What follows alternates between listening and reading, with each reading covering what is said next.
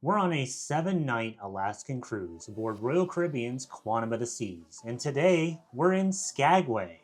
Skagway is the oldest incorporated city in Alaska. It beats Juneau by 1 day, and it was incorporated back in 1900. Skagway is the gateway to the Klondike Gold Rush, even though the Klondike is about 500 miles away. Skagway is one of only 3 cities in southeast Alaska that's accessible by road, but you have to go through Canada to get into Skagway. And since we're talking about the gateway to the Klondike Gold Rush, Skagway's most famous citizen is Soapy Smith, a con artist and outlaw from the Gold Rush era. In terms of a cruise port, Skagway is known as the home of the White Pass and Yukon Route Railway, which is something that we did on our stop. So let's talk about Skagway. The ship arrives in Skagway around 7 o'clock in the morning, which is pretty early, especially if you're like us and you stayed up way too late watching the scenery go by on your balcony. We got off the ship around 8 o'clock in the morning, which I know in our last video we talked about being 10 a.m. being early, 8 o'clock is even earlier. And we walked from the ship, which it's using a new dock. If you didn't know, Skagway had some rock slides, and the dock that the bigger ships normally use is closed, so they built a new one.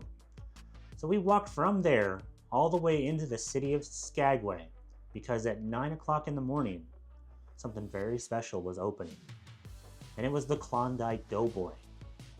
If you don't know what Klondike Doughboys are, they are fried bread with cinnamon and sugar on them. They are really, really good. It's like a big flattened donut, but it's just so much better. They open at 9 o'clock in the morning, and we were there right at opening, basically one of the first people in line, and I walked out of the Klondike Doughboy with one in each hand, just like I said I would. I've been waiting 4 years to have another one, and on this trip I actually had 3 of them. We highly recommend the Klondike Doughboy. They're about $8 a piece, and they're definitely worth it. Just be mindful, the crows love Klondike Doughboys as well, and they may follow you around the city of Skagway just to get a piece of your Klondike Doughboy. But it's definitely worth it. Get one. They're amazing. So there is a small coffee shop right next door called Glacial Coffee House, and I got the Alaskan Butterbeer iced coffee, which was excellent, almost similar to the flavors that you would expect from a butterbeer from Harry Potter. Very caramelly. I would recommend it. As I said earlier, Skagway is the gateway to the Klondike Gold Rush. This is where the Stampeders and the Gold Rushers kind of came into Alaska, and then they walked or took a mule train all the way 500 miles away into the Klondike in Dawson City. Because of this, there is a Gold Rush National Historic Park here, and there's tons of little sites spread out throughout the city of Skagway. From older houses from the founders of Skagway to statues and old trains and different things that you can look at. We recommend, even if you have an excursion, to get into the city of Skagway early and walk around and check out all the old buildings and different displays and different things you can look at there. They're really cool, especially if you like history. There's even some houses you can walk through to kind of see what it was like back in the day when Skagway was in the Klondike Gold Rush boom. During that time, about 12,000 people lived in Skagway, and now around 1,000 live there year-round. So it was definitely a booming town during the Gold Rush time. The other cool thing about Skagway is it still looks like a Gold Rush town.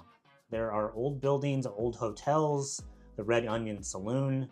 There's tons of stuff to look at and tons of historical places to walk into, so you can get into the mood of the Gold Rush. If you go during salmon season, which is later July into September, there's a few streams and rivers in that area too that you can check out the salmon run, including a large pond right over by the White Pass Railway, where you can check out a bunch of them. We were there in June this time, so there wasn't very many salmon at all in that space, but on our trip in September, there was a ton. We had an excursion booked in Skagway, so we were doing the White Pass Railroad. This takes you all the way from the city of Skagway to the top of White Pass. We booked this excursion through the Royal Caribbean website, and it was about $125 per person. We wanted to do this excursion again because last time we were in Alaska, we had it booked but they could only go halfway up the mountain because they were doing repairs on the bridges. So we needed to go all the way up to the top, and we booked it again this time. The train ride is a couple hours, and it's a very comfortable train with tons of great views the entire way up and back down. Because even if you don't get on the left side of the train on your way up, it does like a turn and you go back down the mountain. So if you were on the right side of the train, you now have the great scenic views as you head down.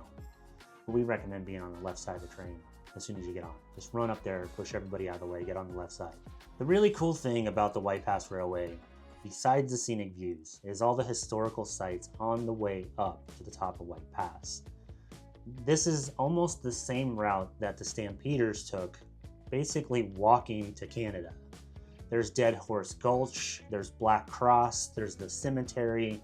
There's just a bunch of stuff to look at, and if you're like us, you'll have a really good tour guide on the train that narrates it and gives you all the details in a really cool way.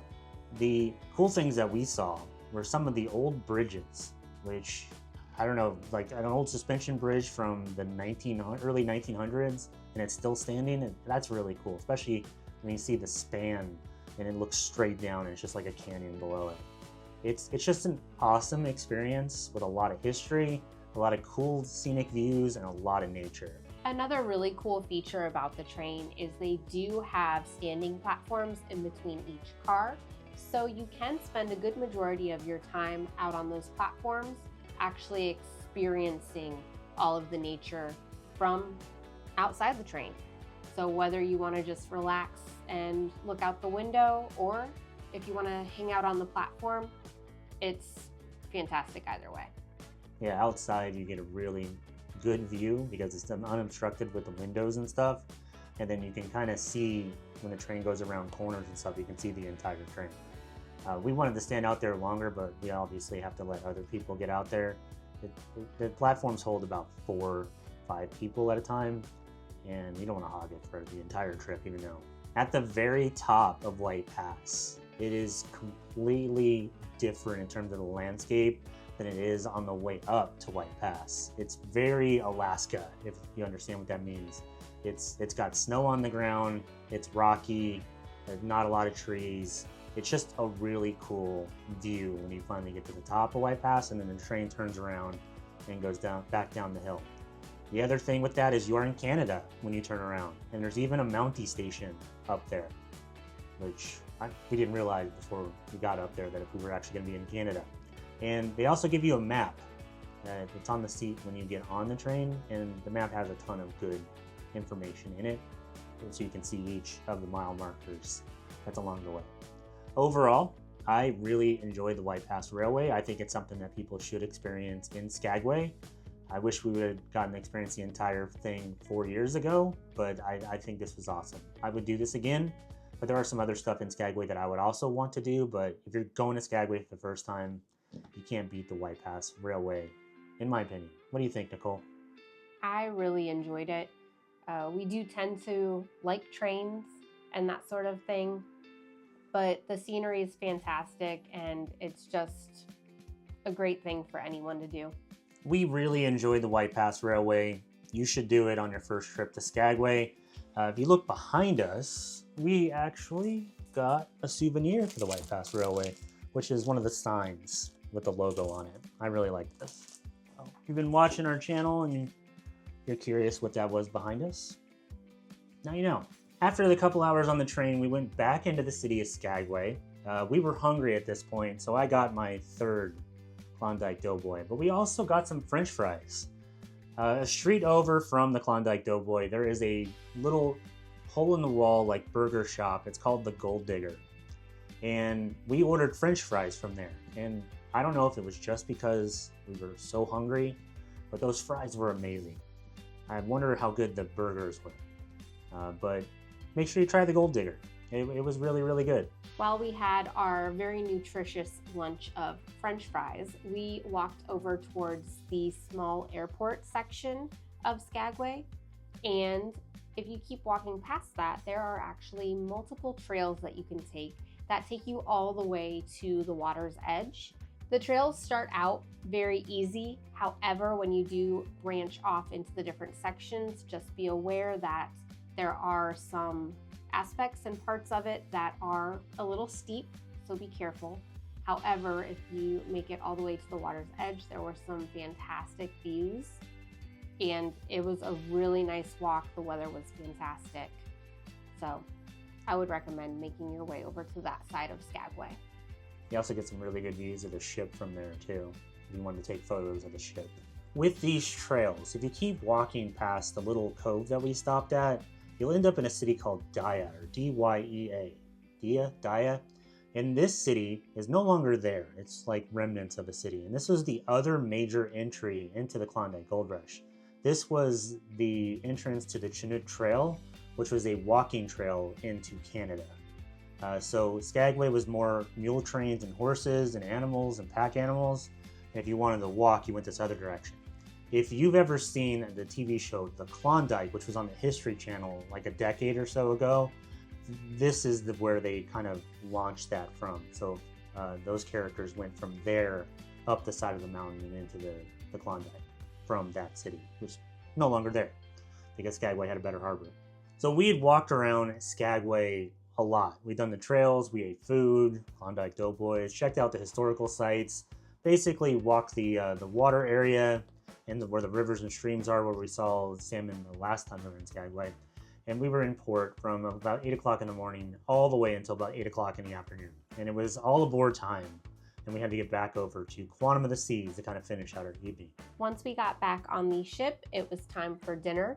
It was Italian night in the main dining room, and that one is not our favorite menu, so we decided to do something that we've actually never done before, which is have dinner in the Solarium Bistro. The Solarium Bistro is complimentary and included in your cruise fare for dinner, and it is a small plate style buffet. When you sit down, they do give you a menu, which is odd because then you just go pick up your own food from the buffet. The Solarium Bistro is Mediterranean style food, and it is a small plates buffet. It is, think elevated Windjammer. But overall, the food was actually really good, and I'm surprised we haven't tried this before.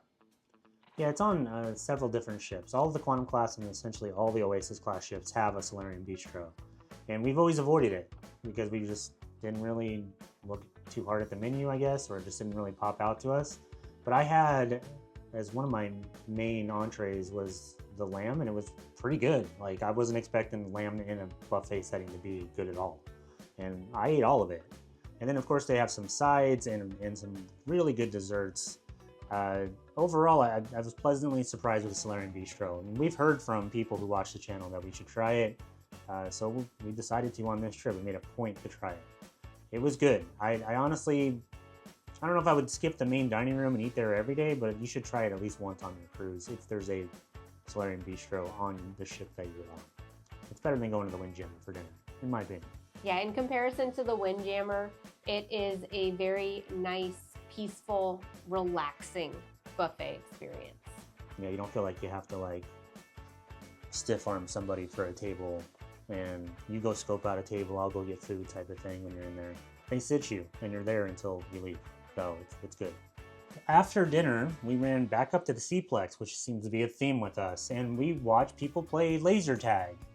Yes, there's laser tag on Quantum of the Seas, and it's like inflatable, and I think the theme is something about an ice planet and Yetis. It was a little weird, but it looked like people were having a ton of fun, so if you're into laser tag, make sure you check your cruise compass and go up to the Seaplex when they're doing it. It seemed like a lot of people were there, and it looked like a really good time.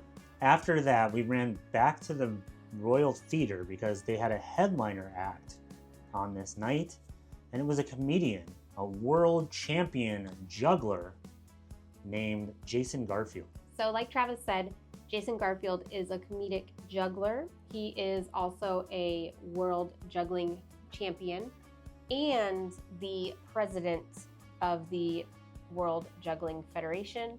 And as he told the audience, he is the president because he started it. His show's pretty funny. He brings people on stage. He does a lot of juggling and comedy at the same time.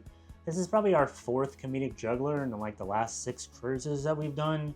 So how would we rank him? Probably 2nd best? I think the guy on Icon was probably the best. Yeah, but he was pretty good. Yeah, so he was pretty good. So 1 or 2. World champion, maybe. Check him out, Jason Garfield. He very buff dude. So from here, again, we probably grabbed some Sorrento's pizza. Nicole got another margarita, more than likely. And then we went back to the room and then kind of watched the scenery go by on our balcony. Another reason why we went to bed earlier this evening is because we wanted to be up in time to see the Dawes Glacier the next morning. And the captain said that we were slated to be there between 5 a.m. and 7 a.m.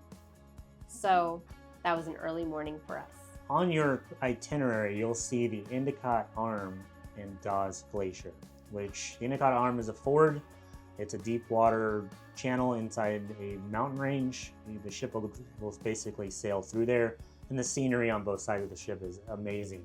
And then the glacier is at the end of that. So if you want to see the glacier, go to bed early and get up early and get to the top deck of the ship. And that's exactly what we wanted to do. So we went to bed a little bit earlier than normal. Well, that wraps up our day in Skagway.